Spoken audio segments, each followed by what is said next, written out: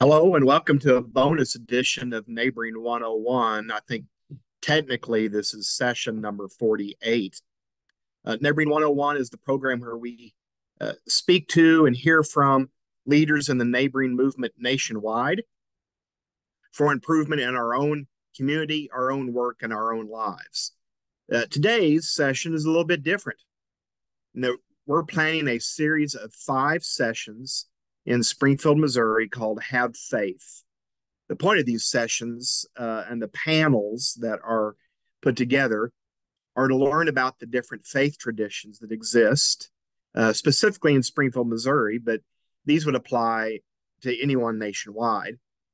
And we're using the same set of questions with the panelists to try and do a deep dive into understanding what these faiths are about and some of what they believe.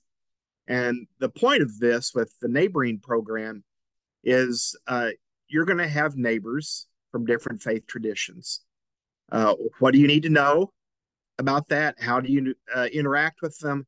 What can you learn to kind of appreciate their faith tradition to help move that neighboring relationship forward? So that's the purpose of these. Our first one was held live at an auditorium on Missouri State University campus in a place where there was no Wi-Fi access. So that has made the filming and getting this online a little more of a challenge. And I'm bringing it to you this way today as a shared video. And I appreciate the partners in this effort. It was a partnership with the Have Faith Initiative, with the city of Springfield, community partnership of the Ozarks, Missouri State University, University of Missouri Extension, and then, of course, the churches that were involved. Deanna Carpenter is really kind of the muscle behind this project, and some might say the brains as well, but she's certainly the muscle in getting people involved and getting people connected, putting together our panel. She's just invaluable in getting that done. And she's very involved and the chair of the Springfield Interfaith Council. And that is really a mission of the Interfaith Council, is getting churches and faiths of all types working together to improve Springfield, but also working to increase understanding of each other. So that was the purpose of our panel. I hope you enjoyed this video as we bring it with you today, and glad you could join us and learn with us here online.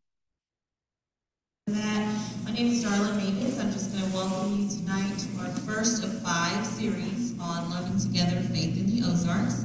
And I'm excited to introduce our moderators for this evening and my cohorts and partners in crime in trying to plan all this.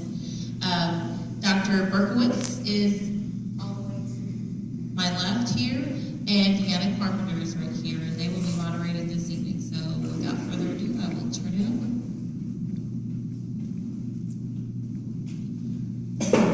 So I'd like to welcome everyone here to the MSU campus.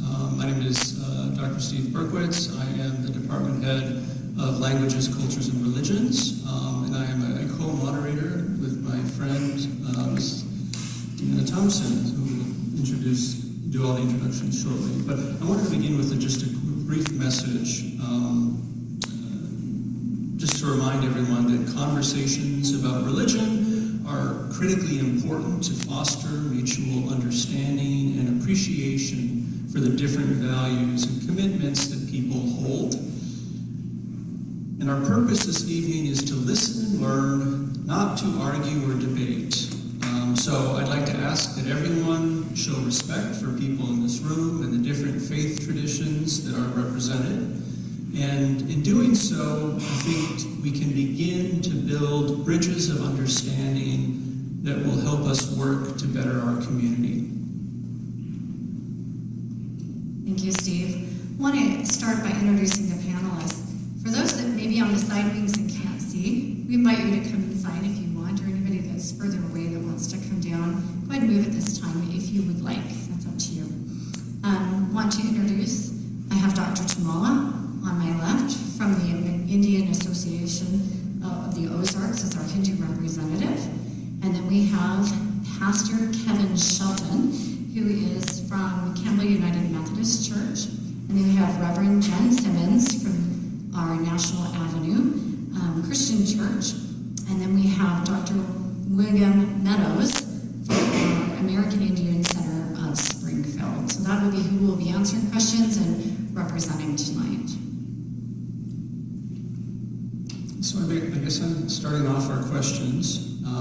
So I'd like to ask each panelist to briefly describe your own community here in Springfield.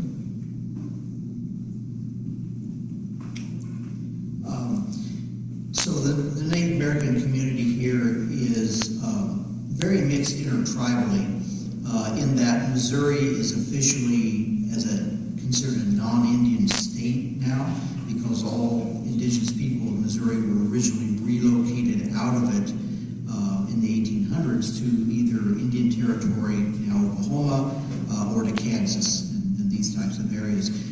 So we have a sample of people literally from as far as New Mexico and Arizona to Washington State, British Columbia, to up in New York and that area, Kansas, Oklahoma, and some of the American Southeast. So it's small numbers, not a lot of any one of those groups, but have come together, and the Indian Center is very common in urban settings where you have a lot of relocation and everything of that nature. Thank you. Hi, Jenn Simmons, she, her pronouns. I'm at National Avenue Christian Church, and I often joke the building is a very churchy-looking church. So if you've gone past it on National, you'll see there's a monastery that is housed inside of the space, and we really think of it as a community hub. There are lots of different organizations that share space with us, and it's wonderful. The congregation that has been there this is our 75th year, is celebrating the work that we do. We live out of collaboratives. So we do justice together, we practice spirituality, and we cultivate community. And those are the goals and the hopes as we follow the way of Jesus together. So we try to live in a model that encourages different voices and ideas, and again, how we will live out that expression as part of our Christian faith. Again, we're part of the Christian Church Disciples of Christ. That is the denomination of our affiliation. And as a congregation, we are an open and affirming congregation. If you've driven past it recently, you've seen that there are rainbow stairs leading up to the church. So that is a big, important part of our identity as well. Hi, I'm Kevin Shelton, and I'm pastor at Campbell United Methodist Church. And there are several United Methodist churches in town, too. United Methodist churches, we like to know them as connectional churches. Even though they're all individually unique, we are connected through a system in a really neat way where we all support one another in our mission. I am overjoyed to be serving at Campbell United Methodist Church because I think it is, I could say it's the bestest United Methodist Church in town, but I think that to me it's just got a really big heart. We really value authenticity and creativity and grace and inclusivity and selfless service, and it's just an amazing community to serve. I'm Mohan Tummala. I do not represent any church or a temple, but I just represent, we have an organization for people who came from India. I'm from India. We have about 100 to 150 families, mostly professionals working at MSU, Mercy, Cox, a lot of firms around here. So 5 to 6 years ago, we thought, why don't we meet as a group? So we formed an association. So it's called India Association of the Ozarks, and main goal is to keep our traditions and cultures alive. Most of us are Hindus, but we do have a couple of Christians and a couple of Muslims, and Deanna has been kind enough to participate in our organized chaos, we call it, our festivals, mostly family-oriented, and that's what we do. A lot of times there are celebration of our culture and our traditions, and trying to expose our kids here who are growing up in Springfield to our way of life and blend of both cultures, where we come from and where we are. Nice to be here. Thank you. Thank you, everyone. I want to dive into specifically what inspires and guides you, particularly with principles of your faith. So thinking about your faith core beliefs, what are those values that guide and inspire you? And this time, let's go ahead and start with you, Dr. Tummala. Probably I'm the least qualified among all the peers I have here, because I'm not a priest, I'm not a pastor, I'm not a reverend. I'm just an ordinary guy in my community. As I said, I'm from India, and let me explain. India is an amalgamation of many different faiths and religions,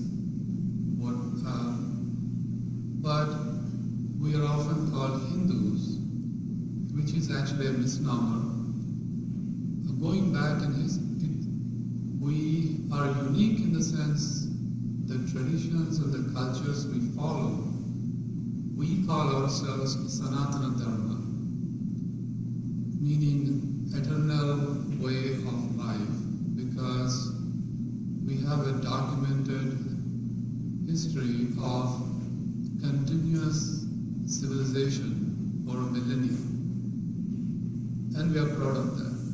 And that was only possible because we are very accommodating. And Hindu is a word that is actually referred to people who are living to the east of River Indus. That's a term coined by Persians, which is one of the old civilization. And then it was taken up by Greeks and so on and so forth. We do not have one unifying church, and it's often baffling to people outside from India to understand the word Hindu, because the Persian language doesn't have I and they have H in English. Instead of calling people living east of Indus River as Hindus, they call them Hindus. But if you really go deep, we have a way of life often misinterpreted as a religion. And it was codified when the British took over India and we were ruled by our colonial British, and they just codified as Hindus. But it is a region we think is guided by a set of broad understanding of a very old traditions and cultures with a common shared values. The best way to describe is a Sanskrit verse, we call it Vasudhaiva Kutumbam. And I'm sure Professor knows that, but to explain to people, it just means the world is just one small nuclear family. And again, as I said, I'm not a learned person, so I had to refer to my notes. Basically, it comes from a verse that says, "This is mine, that is his, says the small-minded. The wise believe that the entire world is a family." And that family includes all forms of life. It is very strange for us to believe that humans are the only life that we should care for. And there comes the belief that we are all guided by a unique set of principles. Basically, we respect everyone. We see God in everyone. God is eternal. And the next principle that can be explained that we all share in that subcontinent is Dharmo Rakshita Rakshati, meaning you have to be the true essence of yourself, guided by a righteous righteousness, right set of values, and reflect the inner soul we have, which is all pervading. So if you live by this set of principles, obviously you're going to respect and protect everyone, and everybody will protect you. That is the best way to explain the way of life. We prefer to be called as Sanatana Dharmis, meaning eternal way of life or eternal way of righteousness, rather than a faith. Maybe later on I can elaborate on it, but I will let other people get their chance. Thank you.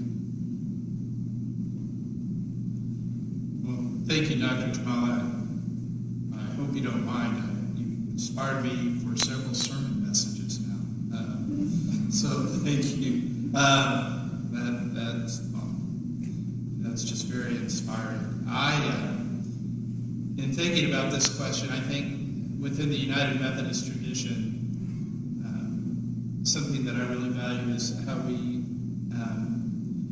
live in community together. And there's something called the general rules, and they're not like they're rules that we have to follow as much as just it's almost a worldview of how we interact with each other. They're very simple. One is to do good, and in every action that you do, in every thought, in every way that you are present in the world and in community, that you do what you can for the common good of all.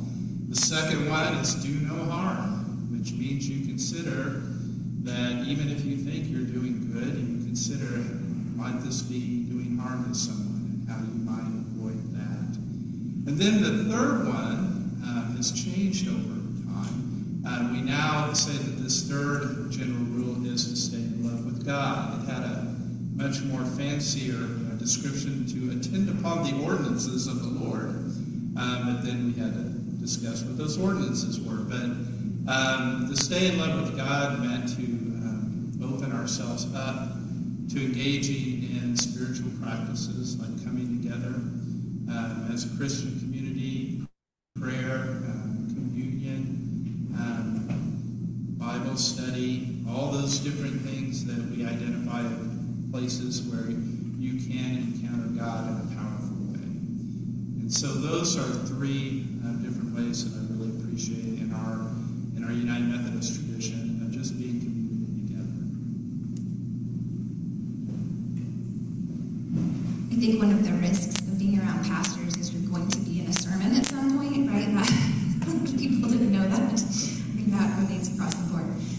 I have grown up in the Christian Church Disciples of Christ, and there are so many things that I love and appreciate about the space and what we try to hold together. We also live in covenantal relationship, and one of the things that we value is that each of us bring different ideas and questions and wrestlings as we talk about Scripture.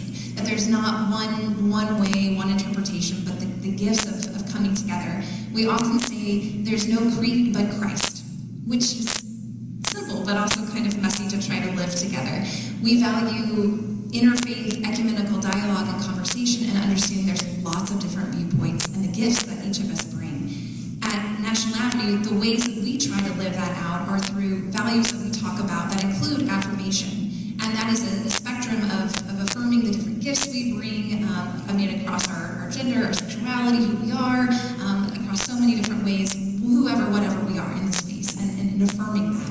We talk a lot about nurturing and what it means to practice vulnerability and to really honor that and live into that and lean into that uncomfortable space and the tensions that are found when we have different opinions and the struggles of that, but the gifts of that we realize and get to see and experience together. We talk about education is a key pillar for us as we think about the more we can know and grow and the best of what's out there and how that challenges us but helps us to evolve. We talk about transformation, and that's a big part of course, we're always learning and growing, and if we're doing that work, then more is expressed and known, and the beauty of that. And one of my favorites is curiosity, and we lean into that a lot. I've heard that voice, I hear in my head, Krista Tippett, stay curious, and that's one that has echoed for me for a long time, and really, in our practice of faith, those are things that we try to hold to, that guide us and help us as we discern and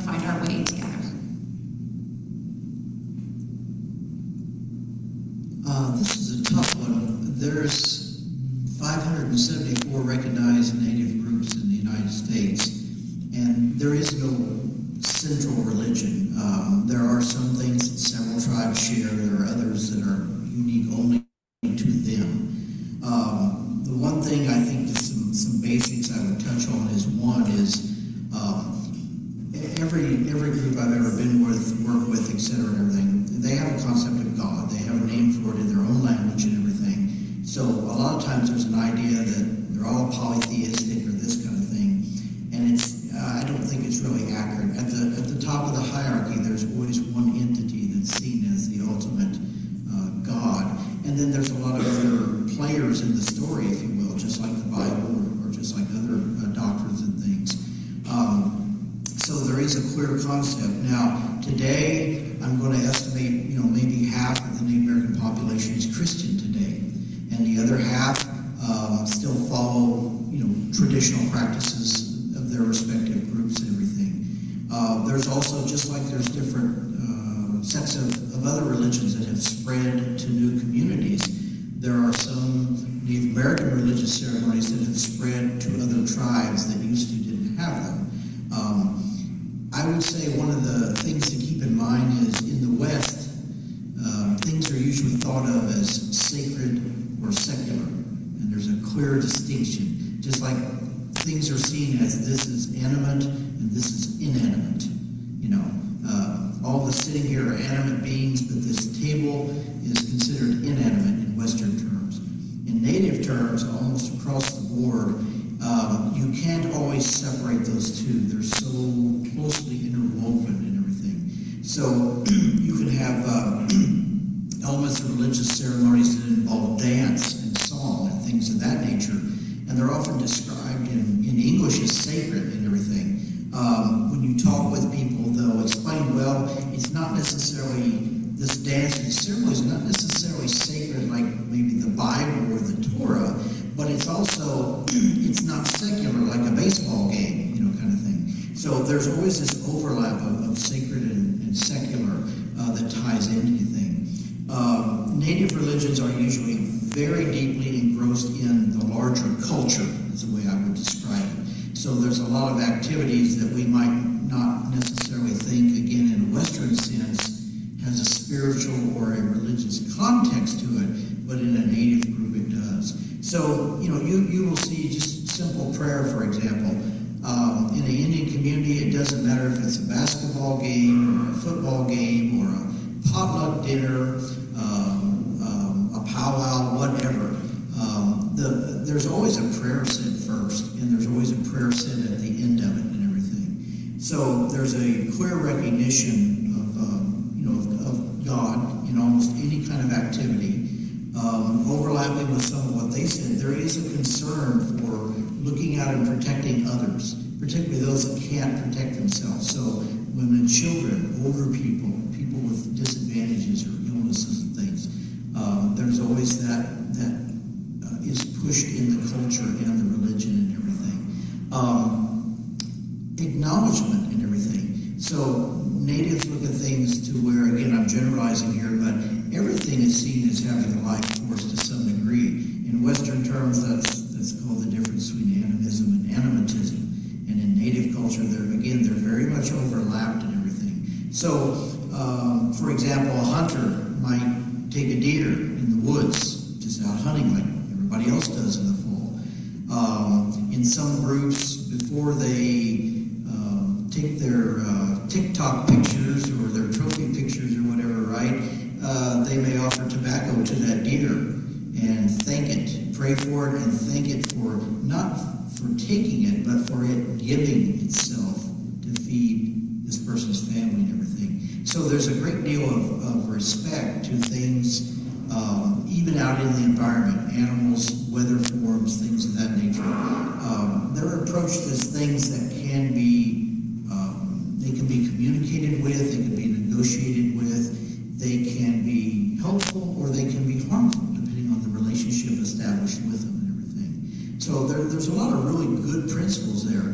Now here in Springfield, we don't have a lot of people of any one particular group. So the Indian Center is not per se a religious organization or anything of that nature. It's a cultural organization. But there are some religious rites and acts and things that sometimes accompany some of our things.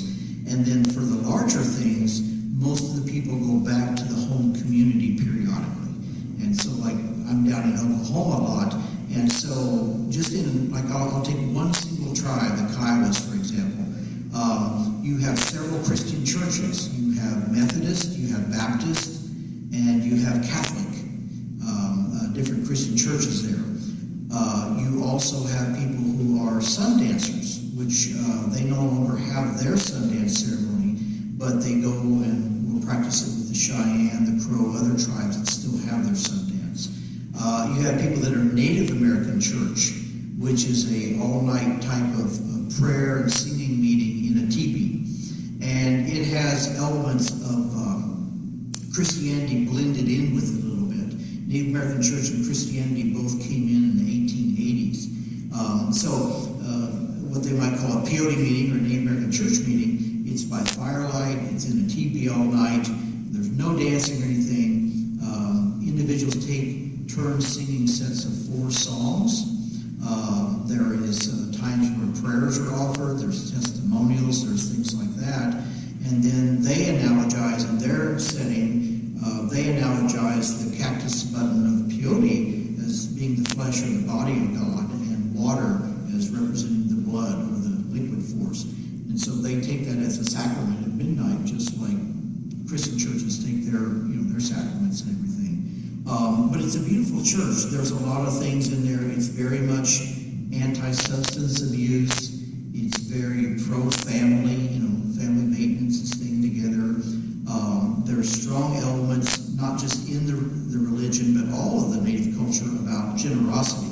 So you are oftentimes thought of more by how much you give away to others, or share, or redistribute, than what you get and keep for yourself and everything. So there's a lot of principles like that. And even here in town, like I say, for the major ceremonies, people have to go back to their home communities. And those are very big, sometimes annual or weekend services that draw a lot of people and everything. But it's never far from their mind. You'll see in people's cars, you'll see, just like you might see a Christian cross hanging or something, you may see eagle feather, you may see a tobacco bundle, you may see a bag of cedar or something like that. These are all things that they're there to purify, they're there to protect, they're there to show cognizance, of the spiritual realm and everything like that. So it's a pretty, what I would say is religiously, it's a pretty mentally aware but humble.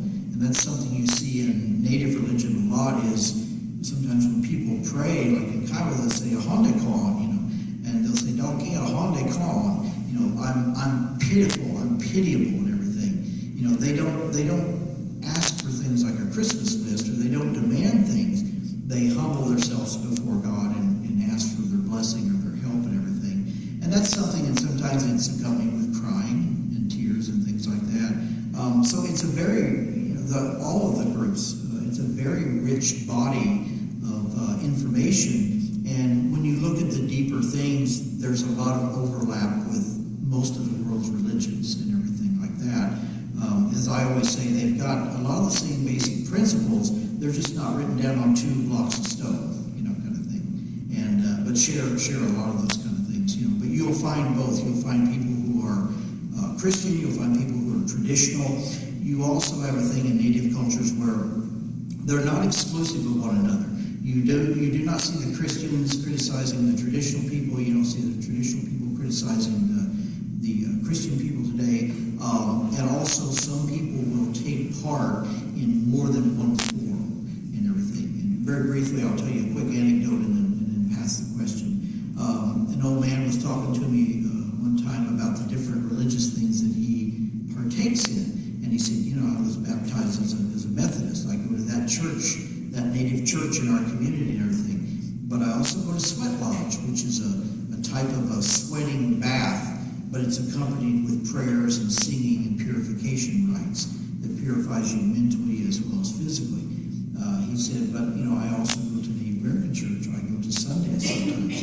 And he said, in our mind, we look at it as there are many roads to God.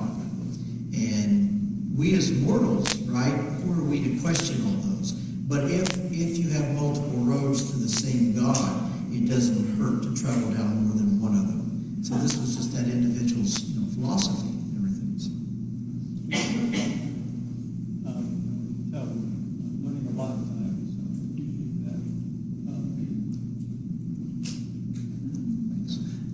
Learning quite a bit, and I appreciate everyone's comments so far. Thank you, Deanna, for reminding me about the mic. This next question is similar to this last one, but we're, I think, interested to hear what each of your respective communities or traditions might identify as some of the most important religious virtues. What sort of qualities might be things that you want to raise your children in, and something along those lines. If you could comment on that, please. Okay. Again, this is a tough one because it's hard to speak for all these different groups, but I would say the most common things, one of them is respect. Respect not only for here, but for those around you, treating people in a good measure, even if they say hard words, don't take those personally, but rise above it, be better than that and continue to do good deeds. So respect, attention to community, I think, is an important, and again, it's hard to take the religion and separate it from the culture. It's just so interwoven and everything like that. There's a strong tenet on both culture and religion in that recognizing your ancestors. Now, we're not talking about ancestor worship here, but the idea is that it's described as, okay, you have had a road made for you, and I don't think most non-Indians think in this term. Those elders suffered in the past to carry this culture and these beliefs and this religious body forward, and that includes Christianity too, because natives were being colonized at the same time they were being introduced to Christianity. But there's been a road made and carried forward for you to bring you not only your spirituality and your religion, but also your culture, right? So, in a sense, you need to respect those efforts of those people, and that God is still here with you always and looking over you and everything. And it's not an easy thing to carry traditions, and even like a church service, somebody has to set up, somebody has to plan everything. There's a lot of work. It doesn't do it by itself. So remembering that, and that anything good takes effort and everything. But those are some of the things. Of course, there are similarities to not bearing false witness. Not coveting your neighbor. There's parallels that are almost identical, again, with Christianity. But yeah, it's like I say, there's a tremendous amount. But humility is a big part of it. Humbleness, not being arrogant, about things like that. Trying to help people at all times and do those kind of ideal traditions. Those are some of the really core values and everything. In our church, one of the things we have is the story keepers. So the youngest kids learn the stories of our faith. And we tell the stories in such a way that we really try to say, this is a story. This is somebody's experience, and it's true, but it's true in a way that it was true for them. And that we get to engage the story and find and make meaning together. And the expression out of that has been a really beautiful shift that I've seen and known in my own faith, and I really appreciate how we practice this. And we've been doing a lot around this. That we really stress one of the things that are so important to us are our questions.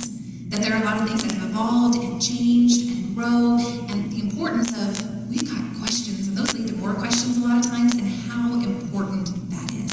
And I think that I love that, and again, that was a big shift for me in thinking about that. Again, giving the best of what we've known, but encouraging, take what we know now and grow beyond that. That we know that science teaches us so much, and how does that engage with our faith and our stories, and how do we talk about that and wrestle with that, and the gifts of that. compassion is a big part of the work. And we talk a lot about the way of Jesus, and exploring that, again, is a way that encourages us that it's different in this day and age. And how that comes to expression for us is showing up and helping to keep a crisis cold winter shelter so that way folks have a place with their pets, that it's all gender and anyone is welcome. And for us, that's key and critical and an expression of our faith, of exploring that together in this moment, of recognizing the needs of our community and how that can engage with the stories and what we're seeing and the expressions of that. Another key and critical practice and way that we think about this coming to expression is gratitude. And a lot of those things and encourage, I mean, in my own house, that's what we do at the end of the day, is we gather and we share our gratefuls. And just to be able to name and to recognize the best of that. And a lot of this is, again, I said practice spirituality.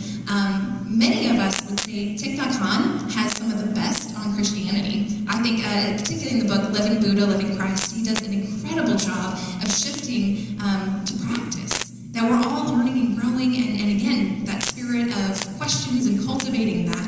And that has been an incredible experience for many of us. And in really recent years, particularly at National Avenue. And I could say on the larger Disciples Church, there's a lot of beautiful things, but this is very much us in the way that we're living this out in this expression. And I really value and appreciate that, a community of folks who are curious and longing to figure out how we can live love. I'd say at the end of the day, that's the one that means the most to us, is we say that all the time. In our church, we practice communion every single Sunday, and I'll say more about that later, but it is an open table, and again, an expression of love. That we understand it's a table that was set for us, and everyone gets to participate and partake. It's a joyous moment and celebration, but it comes back to how we are engaging in and living this love and finding real and meaningful ways to do that and express that together.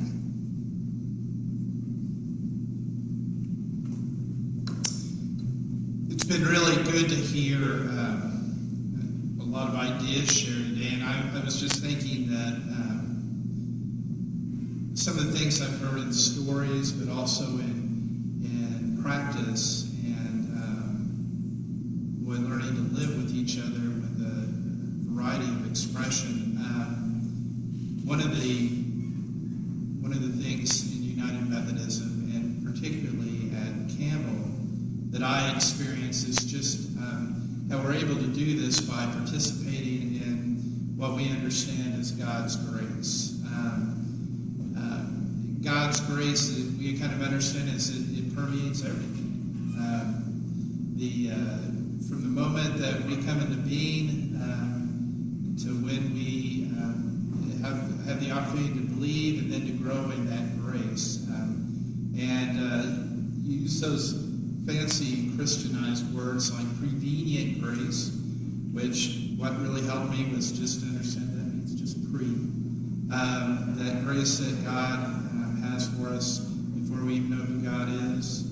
And then if we realize that, God loves us and say we love God back in Christ, then we feel justified. That's kind of a relationship that comes together.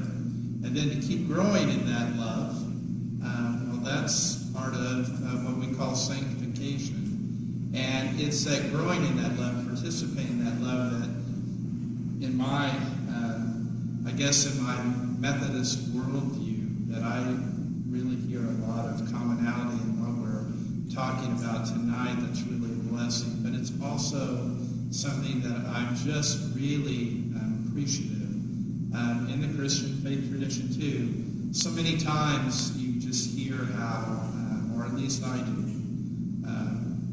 you got to do this or you can't do that, and it's almost like it is a rules type of game. But to really understand that it's really all about how we are in relationship with each other, in relationship with God, and how we live together and we love together. And in that way, then that's how everything is redeemed, which is another churchified word that I'll explain at another time. But anyway, I'm just really thankful for the love that we get to participate in as community.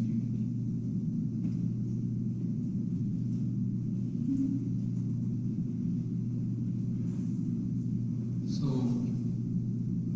And as I said before, I'm not maybe as qualified as my peers on the stage because I'm not a trained pastor or reverend or a priest. But what I'll try to do is to explain how we live, or the way, in a Western terminology, we pray or follow a faith. I think it's very fundamental to, maybe I'll try to explain it, referring to a question my own daughter asked me one day. She came back from a school and she was very hesitant, and she was like, "Dad, I just don't know how to explain what we are. My friends keep telling me that, you have so many gods. Some of the gods are like animals. And who are we? It's easy for me to understand a Christian because they have one God.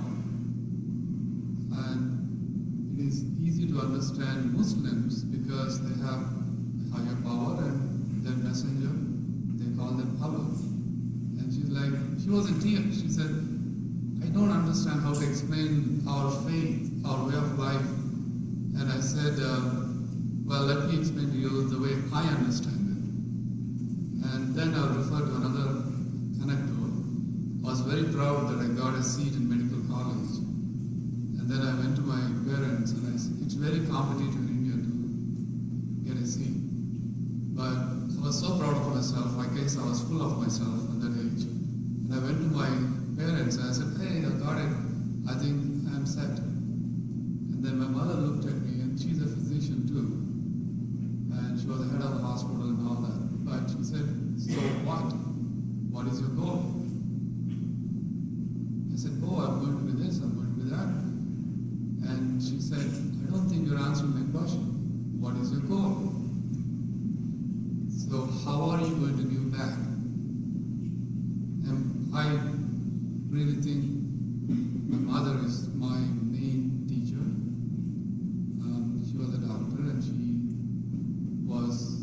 she held a lot of, we call it medical camps for hundreds of people. For example, in India there's a lot of blindness due to cataract. So she used to hold a lot of camps. And there is a disease called polio. I don't know how many of you even know that, but it's very disabling. When you have it, they can't walk. They have contractures. So she held camps for that.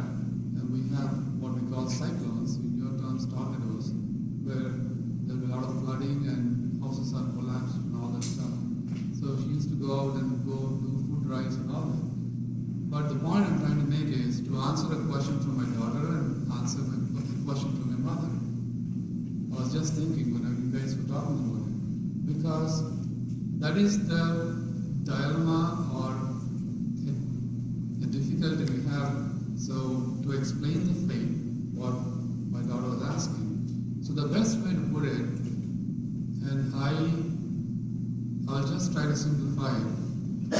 As I said before, we have millennia of life and civilization in India, Indian subcontinent.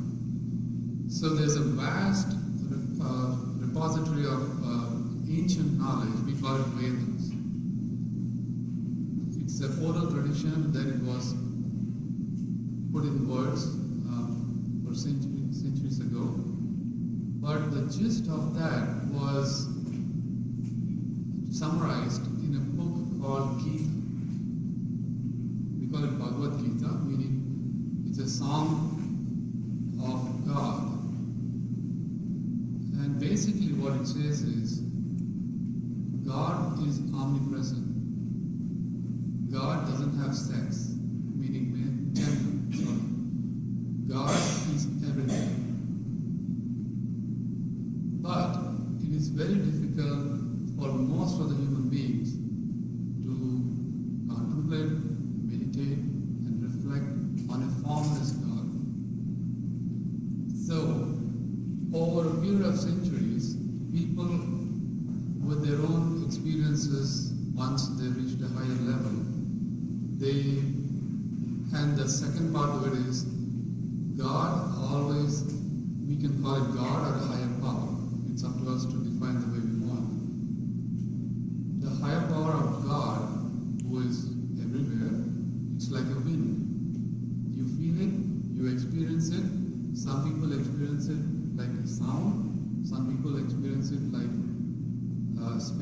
some people experience like different forms.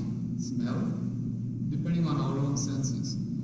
So they crystallize, and we believe when the values, or we call dharma, meaning righteousness, or the best way of living life yourself and towards others, the values degenerate, then the higher power comes in a form. We call them guru, meaning teacher. And we as humans, we like heroes. Okay, so over a period of millennia, we have different heroes or gods in our Hindu faith. And sometimes this could be in a human form or an animal form. There's a lot to it. So that's why over a period of thousands and thousands of years, because India is a collection of states with different cultures and different traditions, unified by this concept, God is the same. The way we have to visualize to pray to God, and the way we elevate people at different times, like for example Jesus Christ or something like that. Imagine our part of the world having many different Jesus Christ with different names, but they all ultimately is the same. It is for humans. A few humans can meditate without a form. They can pray without having a form, like a cross, like Jesus Christ or Mary. But for most human beings, they have to have a form. So that's why we have different gods, but they all reflect the same element, higher power. So that's the answer to my doubt, and I hope it helps you also. So then the next question, so what are we? Well, we believe philosophically every human being, every life has a soul. A soul is nothing but an element of God or a higher power. So philosophically, what we were told is we have sense organs, we have motor organs like hands, legs, all this stuff we perceive. But we also have a mind, and then we have an intellect. Because we are human beings, I like chocolate, you may like music, you may like a different taste. And we are all really ignoring our soul, which is an element of God, just like a mirror gets clouded by dirt. So it is our job through scriptural directions. Scriptures are not just rules and regulations of how you need to live, but to train your mind to think about the higher power and attain the clarity or enlightenment or godliness, to realize that the true purpose of our life is to realize the godliness we all have in us, in every life form. So a true realized person will see God in everything. It could be a dog, it could be a bench, it could be an animal, it could be a different human being, but it's not easy to get there. So we have different ways to get there. For example, we can meditate, we can service people, environment, protect the environment, we can pray, we can sing, we can dance. In Hinduism, we believe, again, Hinduism is not the right word, we call it Sanatana Dharma. We believe there are multiple ways to reach the God. So one could ask, why can't it be like Christians, where we have one God? I think this would be easy to understand. Or one way of praying, one way of doing things. Because we believe every human being has three elements. The goodness, being pure, being humble, being compassionate, all of those things. We call it sattva guna, meaning goodness. Then there is another one. We call it rajas, meaning we are driven by passion, we are driven by desires. You know, I want this job, I want a medical seat, I want to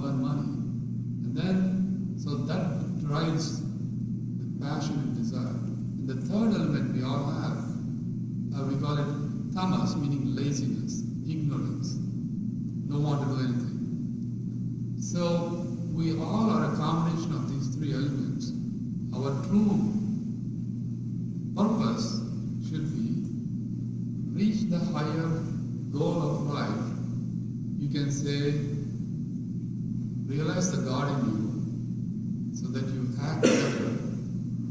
But how do you reach there? You have to choose a path of service with not expecting the results of the action. And don't assume the doership. Don't think, I am doing it. Surrender to the higher power.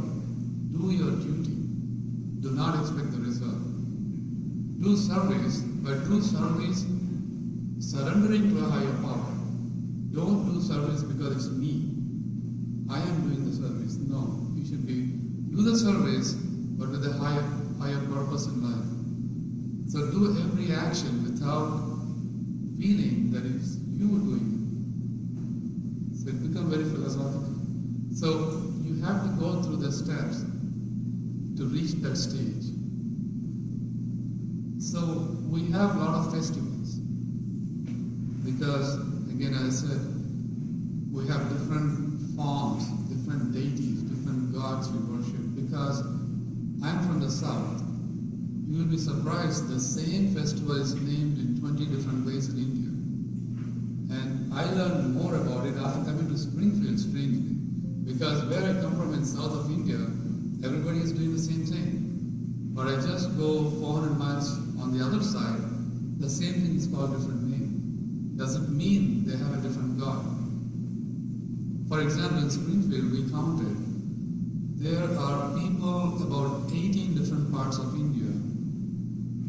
For example, last week we had a festival, our New Year we call it, and somebody put a slide, it is called by 16 different names, the same thing. And some of them I didn't even know. Well, that's because in those days we didn't have internet. You're basically isolated in different parts. You celebrate the higher power with a different name, different ritual. But the end goal is to enlighten yourself and realize that God in ourselves. Whether you do it by service, by chanting, by singing, or a combination of everything, or something based on your upbringing, your way of life. But the goal is the same. To reach above these three characters and surrender yourself to the higher. Realize the godliness in everyone. So that comes back to the other thing I said before. Dharmo rakshati rakshita rakshati. Meaning you protect the righteousness protects you. So when you achieve that level of higher thinking with all these different methods, then obviously that is a protection for you and every life form, not just humans, every life, animate and inanimate forms around you. Thank you. Thank you, Dr. Tummala. I don't know about you, but I'm taking all of this in and I'm contemplating my own faith and my own spirituality and my own connection as I'm listening to each one of these. And I really want to say thank you to all of our panelists. I actually really can testify that each one of them in their own ways are living these values that they say are part of their core faith. I've seen it, I've witnessed it, and I appreciate what they bring to our community. So thank you very much. I'm going to ask you to try to keep this next answer, which will be very, very difficult, to around 1 to 2 minutes. But I'm very curious for you to share only one particular holy or special sacred event within your faith. I know that will be very difficult to pick one, since there's probably multiple, and especially with some that cross over multiple concepts within their faith or groups, as we have here. So if you can just ponder for a minute and think one particular one that you think would be nice to share with everybody. And Reverend Kevin Shelton, I'm going to start with you this time. So, one special practice that I really enjoy in the United Methodist Methodist tradition didn't come from United Methodist. It came from a group called Moravians, the United Brethren, but it's called the Love Feast. And it's a gathering of folks around a table, and in so many ways it seems like it's Holy Communion, but it isn't, because it's not understood as a sacrament. It's understood as a table of thanksgiving and love. And so it's a gathering of people as they gather around and they share food together, and as they sing, as they pray, and it's really a lot of fun. I almost think we need to do that more in my United Methodist tradition. We do that sporadically. I do have this vague memory a long time ago in a church where we had cotton candy and Sprite, and that was a very fine love feast. So anyway, but it has a lot of meaning just because it's all about community, and anyone in the church can pull that together. So the one that I love is Pentecost. It comes at the end of Eastertide season, so it's actually a longer season. It's not just Easter story, but the end of Eastertide. And I love that one because it's you say the spirit, but I think of the energy of the church. And I love the story that comes around out of Acts, that it tells the story that the churches, that everyone shared all of their things. And it's this wonderful, beautiful telling that everyone goes, that's just not realistic. And then you read it in Paul, and he talks about the divisions of the church and the difficulties and all the different communities. Again, in Acts, it's told in this, and they all came together in this glorious way. And I love those two stories that really talk about the difference of humanity. Like, this is what we want it to be, right? Where we all come together in the beauty of sharing our things and the celebration.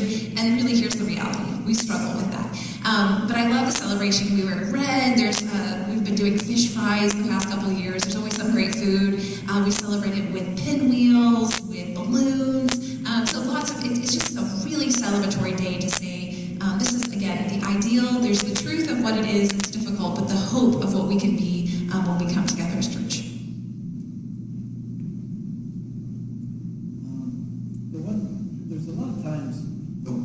There's a lot of times in Native American things when spirit hits, particularly during dances and things, but the one that really sticks out to me is actually like a healing ceremony. So there was a time where I was really, really down. My grandpa had passed, and he was kind of the one that raised me, and I'm kind of the product of Depression-era people as far as growing up. But anyway, he noticed there was something off about me, and after our visit, he said, "What's wrong with you today?" And I said, "No, there's nothing wrong. I got my game face on," and he saw through that very quickly. And he said, "No, there's something wrong with you." And so I told him, and he asked me, he said, "Would you be opposed if I could doctor you?" And I said, "No, I'm not opposed to that." So, long story short, there's a bundle that's taken out. There's certain things that are done. There's dried cedar burnt for the incense, just like incense and other kinds of religions and things. And he told me what I was going to do and everything. And take your glasses off. But anyway, the finale, he puts his hands on my head, takes the hat off, his thumbs are on my temples and everything. And he starts praying in Kiowa, and I can follow it, and he's praying for me and everything, and it literally felt like a third hand went down inside of me, and just like a sponge or something, and then just came back up out, and his two hands are still on my head, And after that finished, I can't explain it scientifically, but I tell people don't doubt things in other cultures. There are some things, And it worked. And so a couple months after this, I was sitting at an event, and there were other people talking. I couldn't help but overhear them. And one lady was talking about her brother who was, having trouble and everything. And the other girl said, "You need to take him to old man Onko. He's got that, it's a gift, and he can doctor him." And she said, "What do you mean?" And the lady who was telling the story, she said, "Well, one time I had this and this and this." And anyway, she started describing the exact same thing he did to me. They didn't know me, and I didn't know them. But, kind of made the hair stand up on my neck. But whatever it was, but I asked him, how did you do that? And he said, "I didn't. He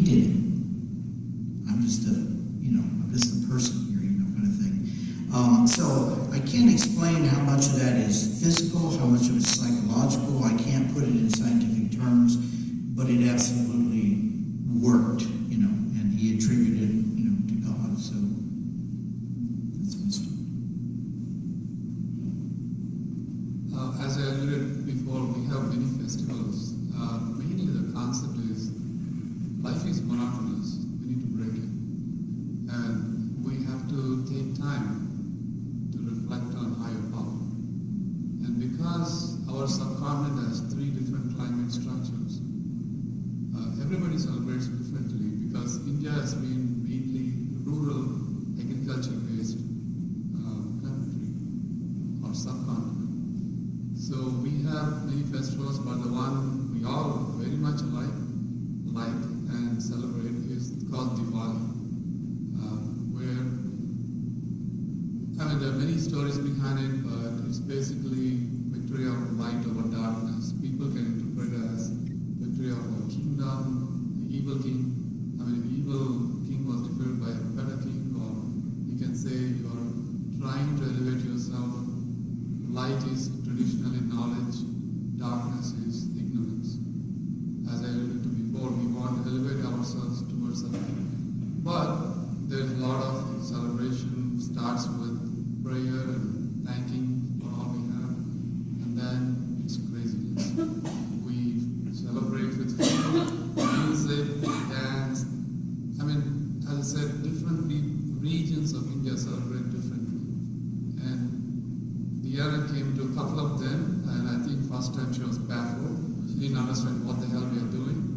I'll tell you, it's an organized chaos, but everything has a meaning. But we are trying to reflect on what we have, what we are, where we are headed, be thankful, be humble, service, all into one. Thank you. I just have to say, I did not think it was crazy. It was beautiful and lovely, and I appreciated being invited and included, so thank you. It's been really interesting to hear each one of our panelists describe sort of their background and their experiences. But I know that everyone here in this audience has been very quiet and patient, and I'm thinking maybe it would be time to open up the floor if there are questions for people up here. It's a little bit after 8 o'clock, and we said we would end at 8:30. I believe that Darline has a microphone, so if someone would like to pose a question, we could probably have a discussion on what you would like to talk about as well.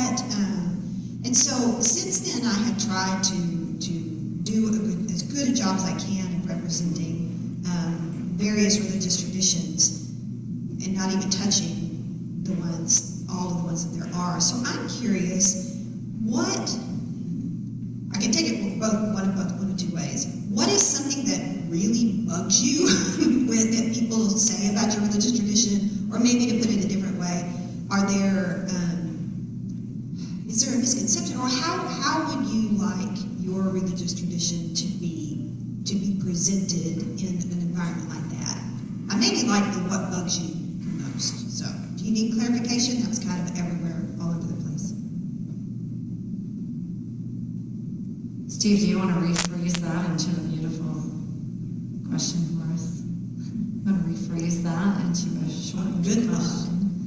Is it really the question of, I'm just making sure I understood you. It's a little bit hard to hear on the stage. So okay, I can talk about it. So is the question more of what would you like to be presented about your faith?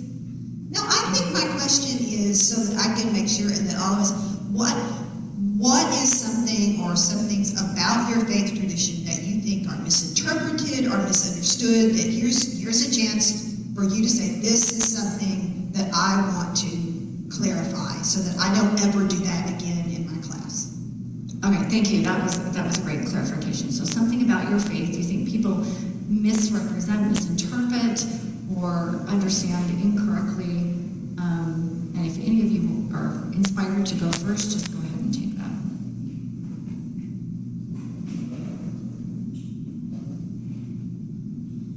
Well, I think probably in Christian faith tradition and teaching it in a class is that it isn't always probably presented as a very nationalistic faith tradition. That's not really Christianity as I understand it. And I think a lot of us probably don't understand it like that either, but that's usually how it's presented in the media and in drama and in other things too. And so that is one picture that I would like to be explained away.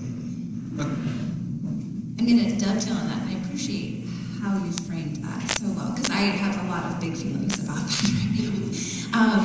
And I think within Christianity, I spend a lot of time apologizing for being a Christian. I've walked into a lot of spaces, especially in marginalized spaces, and apologize. And I'm finding now that I really want to claim, no, there's actually a breadth and like a wideness in Christianity, a belief and understanding.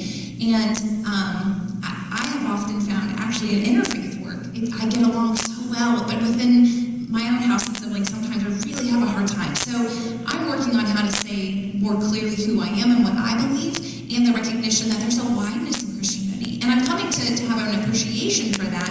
I mean, with a few caveats, especially in this moment in our lives, that if we're not in agreement about how to live love, that is a really essential part. But that can look like a lot of different things, and even trying to engage other Christians with that kind of curiosity and having conversations. So.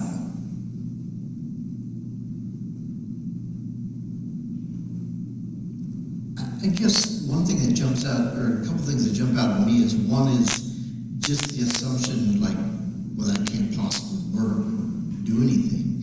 Like, well, have you been in it? Have you tried it? You know, kind of thing. You know, it's kind of like somebody looking at another kind of food they're not used to eating, and they roll up their nose and make fun of it. But like, well, have you actually tried it first? You know, so I'm in the anthropology department, so we use principle of cultural relativism, which means you've got to look at it at the context. Doesn't mean you agree with it or necessarily, but to understand it, you have to look at it in the context of the native culture it's being done in.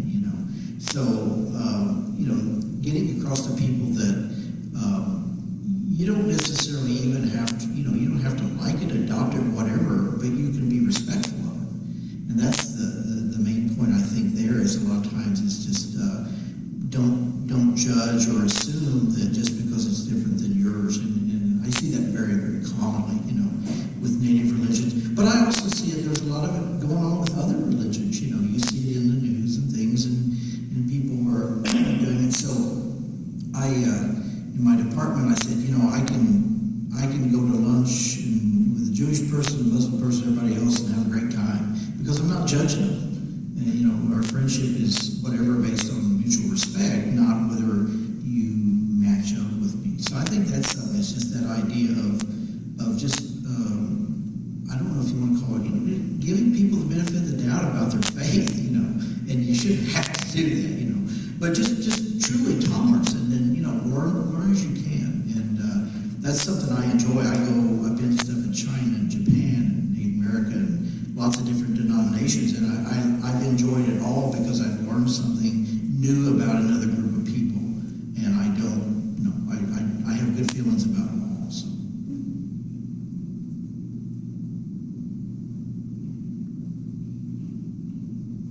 I'm not sure many people understand what I practice, so half the time I just try to explain what I told you guys before. So I don't know what's the perception, honestly.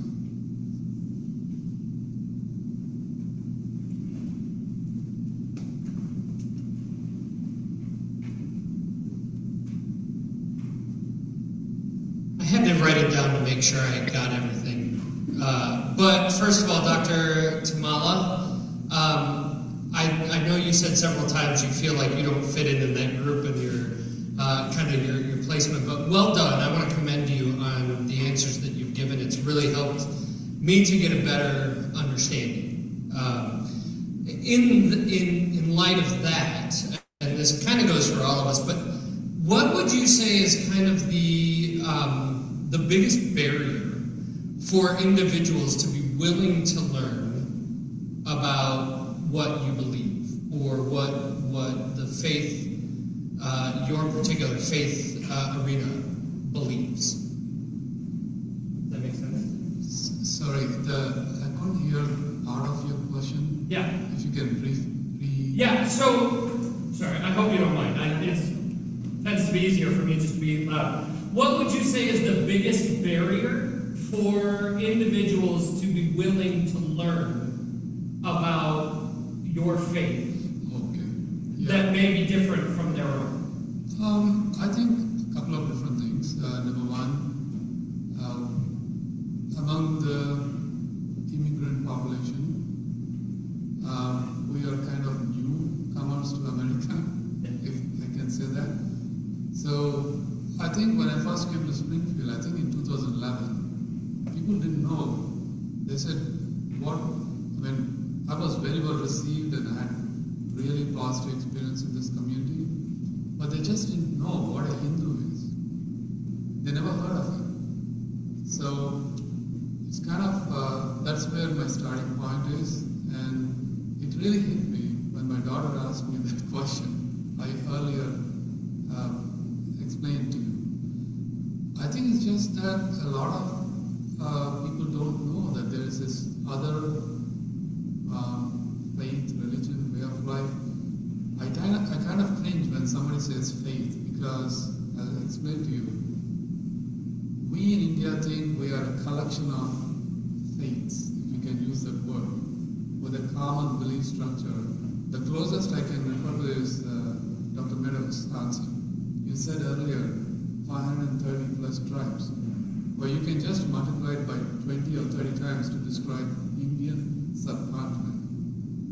Okay, so that's number one. And number two, I think it's very difficult to kind of grasp for people anything but Abrahamic faiths. You know, I tease my close friends where I practice that it's so easy to explain your faith. You have one Bible, one God. I'm just trying to break it down to the bone.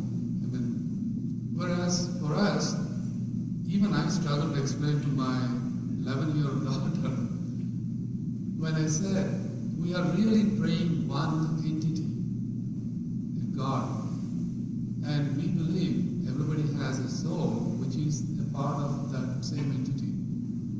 And then the immediate question is, so why do we have so many gods? See, so for me from India, it's very easy to relate. You know, based on our character, our personality, we choose the God we like. For example, you may like chocolate. You may like milk chocolate. I may like dark chocolate. In my way of life, you pick and choose based on your natural tendency to reach the same goal. But it's kind of hard because my daughter has very close friends who are from here, because she was the only one when we came in her class, and thankfully she has fantastic friends. And sometimes they ask me the question, it's very hard for them to grasp this concept of many forms of the same entity. So the easiest way I say is, when I go to work, I'm in a very formal clothes. When I play sports, I'm different. I wear sneakers. When I'm here and going to my functions, I'm wearing this. You won't believe seeing me going to work like this. So I try to tell them it's the same thing. God, as per our way of life, is without a form. Humans imagine God in different forms. And you crystallize it because you want to focus on an entity. If I tell my daughter, God is everywhere. Hey, it's kind of hard, right? And for a lot of people, it's the same concept. So you see the difference in the way we are, but it's easy for me because everybody in India knows this, or most of them. But when I come to a totally different Abrahamic faiths, which is what it is in this country, I'm like, are you crazy? I mean, they won't say it unless I'm really close to them. It's very hard, and I understand them. I hope I answered your question. Yeah. Does anybody else have an answer in their faith of what barriers there might be that are out there? I think trying to a barrier in explaining Christian faith is reputation as being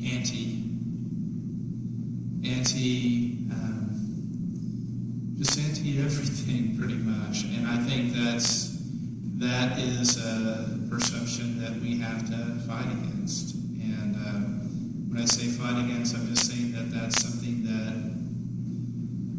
in conversation people will always ask the question, aren't you anti-LGBTQIA plus, aren't you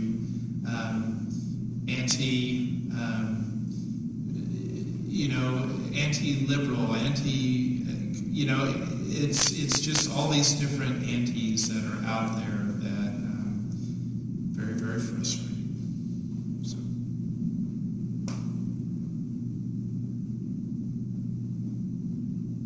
I think, in anthropology, they say that all humans are slightly ethnocentric because at most we might be raised in two cultures equally, but most of us are only raised in one.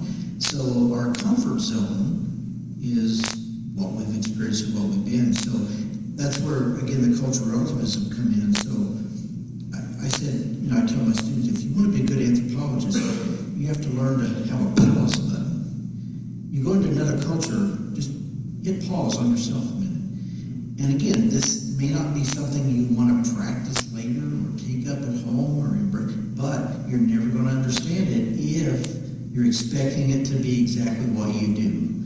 And the more diverse the culture is, the more likely it's not going to be exactly what you do. So you're setting yourself up for either culture shock or a disappointment, So that's my way of looking at it. That's why I like everything.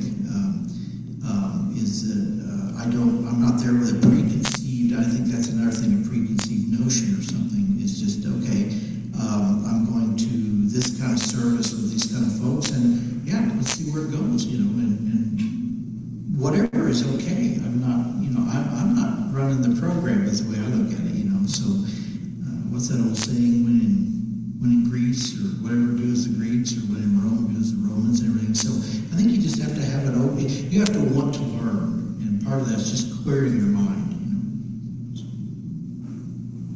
And one, I don't think this is particular to Christianity, and I think it's one all of us know too well, is polarization. And I think that there's so much lack of trust in our society and inability to sit down and be curious about each other. And again, with reputation, particularly around Christianity and some of those things.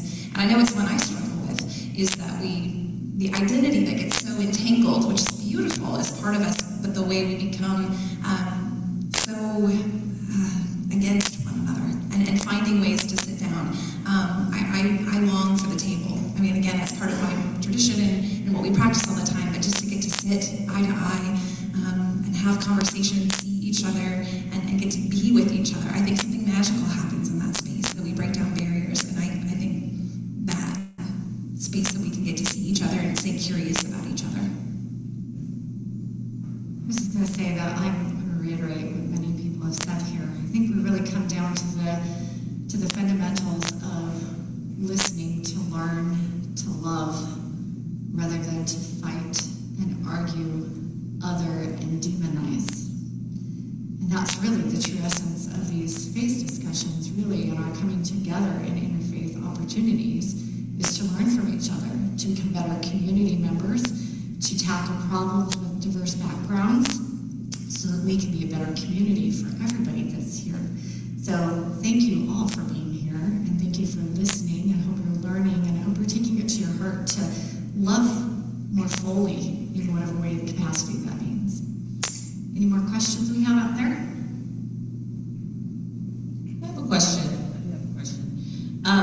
and this might not be a question that all of you can answer, but as we look at the younger demographic, do you see a decrease in youth coming up through your particular faiths or focuses? Do you see less youth than you would? Because right now the conversation is that youth are turning away from faiths of all kinds. But do you in your particular sectors see that decreasing, the number decreasing? I'm just going to repeat the question a little bit. So she specifically wants to know, what's the youth look like in your particular faith? Are they staying? Are they coming to new? There's kind of a shift with youth in where they're going with faith as organized right now. So what does it look like in your particular faith? I'll go first. So for us, there was a time when that was definitely the narrative and what we were experiencing. We are seeing, and in really high school, college age, not so much, but in families, there is something in a turning that we are currently experiencing.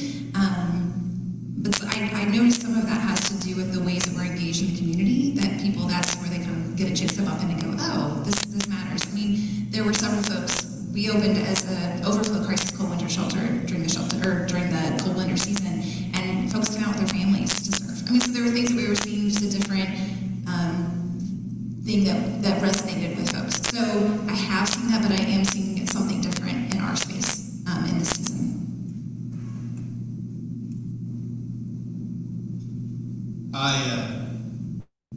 I think that it is interesting. I think with our younger youth, we have a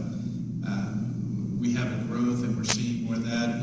As students get older, there is a tendency to, I think, break away from church a lot more within my denomination than probably we've seen. I was involved in youth ministry back last century in the 90s, and yeah, it's a different world. And it's a different world in sort of, there's just so much going on.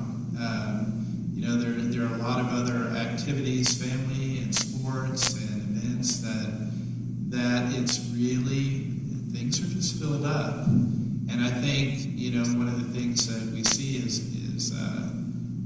some of the ways that we connect with youth hasn't probably changed enough to allow for them to connect as much. So that's part of the challenge going forward, is how is faith an important component, especially in the lives of our older and college age youth.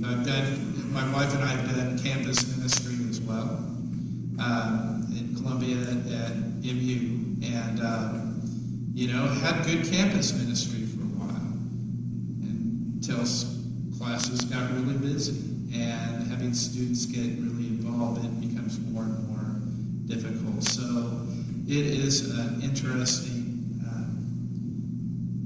it's an interesting issue, but one that I have hope for in the future. Just need to think of a way of how we connect better.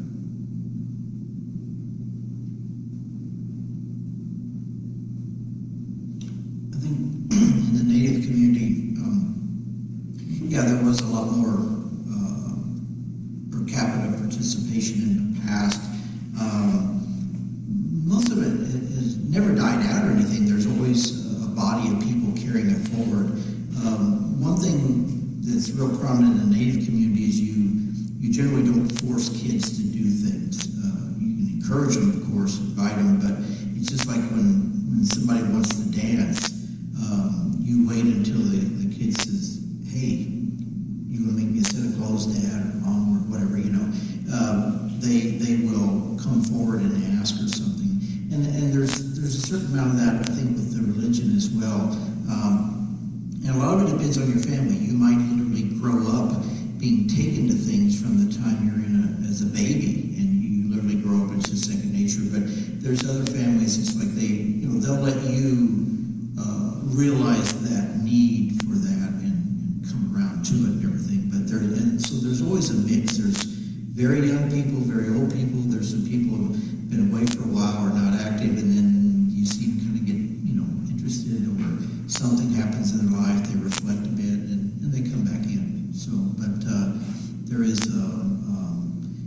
it's a sample of all age groups, is the way I would describe it, and not just any one. I'm not even sure I'm the right person to answer this, because the association we have is basically, it's not a temple, it's not a church. It's more like celebrating the traditions and cultures. We are an amalgamation of different but shared values. So we are mostly family-oriented because we all have families. And we are not mature as a community where we have such, like the oldest kids are just in college right now. So I'm not even sure how to answer this. They like to attend the festivities. We don't ask whether they pray and all that stuff, because we are not usually a church. We are more like an association. So,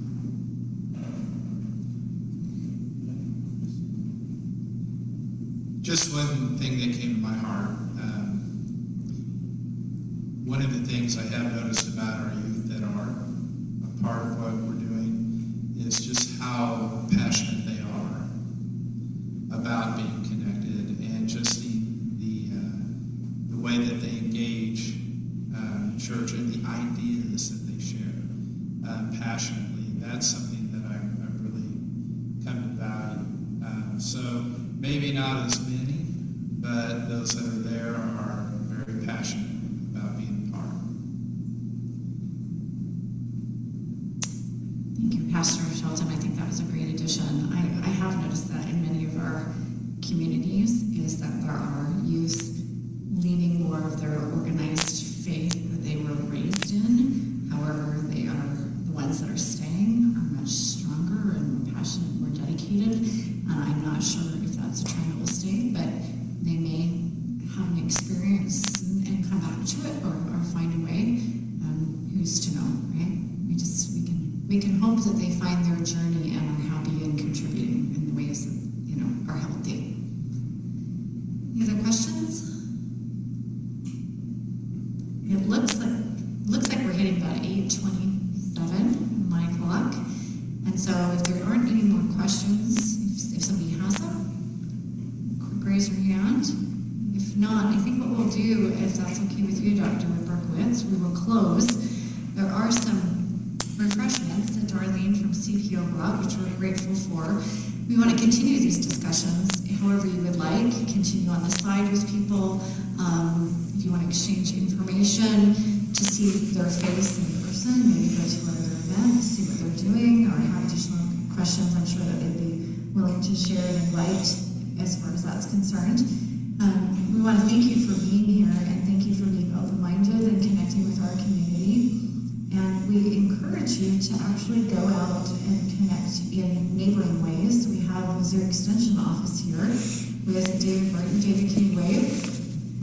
And so I want a little plug-in for the Neighboring 101 program. It's an amazing opportunity for people to learn how to be a better neighbor, how to connect into the community, and to lift our community in a more positive manner. And this is part of the recording that he is doing, is to offer that to the Neighboring 101 program so that they can learn about the different faiths and engage with them in a more positive, understanding way.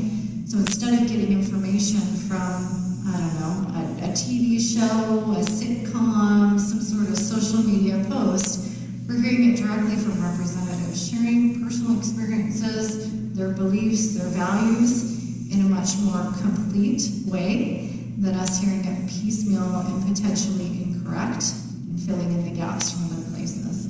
So we're grateful for him and providing that opportunity to the community for them to learn. So get with him and check out that new program too. Steve, any last words? Well, I just want to thank everyone for joining us tonight on a Thursday evening here at Missouri State.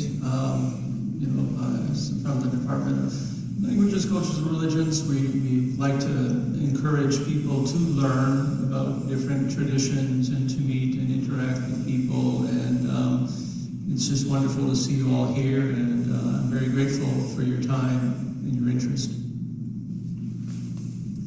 Thank you, everyone, for opening your hearts and your time. Go in peace and enjoy the food. Our next program is in May. All right. Well, next program will be in May, and we'll have that one recorded. May be able to offer that one live if the location has Wi-Fi. So thank you for joining. Thank you for sitting through this video if you did. I hope it was educational for you.